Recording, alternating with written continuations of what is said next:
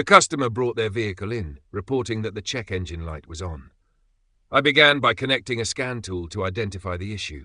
The scan revealed two codes, P0011, a camshaft position, timing over advanced or system performance, bank 1, and P0014, B camshaft position, timing over advanced or system performance, bank 1. These codes typically indicate an issue with the variable valve timing (VVT) system, which adjusts camshaft timing to optimize engine performance and efficiency.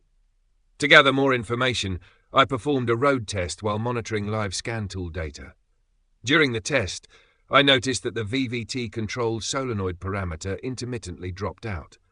This suggested a problem with the solenoid or its circuit, as the solenoid is responsible for adjusting oil flow to the camshaft phases, which control the timing. Next, I inspected the wiring harness and connector for the VVT control solenoid to check for any visible damage, corrosion, or loose connections, but I found no obvious faults. With the ignition on and the engine off, I used a multimeter to test for voltage and ground at the solenoid connector. Both were present, confirming that the circuit was receiving proper power and ground.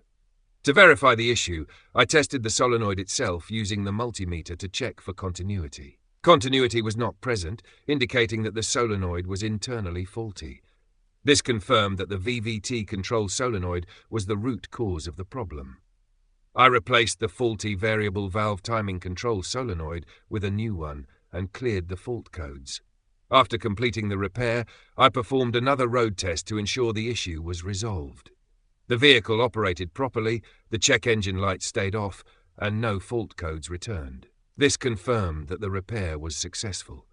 By diagnosing the problem step by step, I ensured the repair addressed the root cause and restored the VVT system's functionality.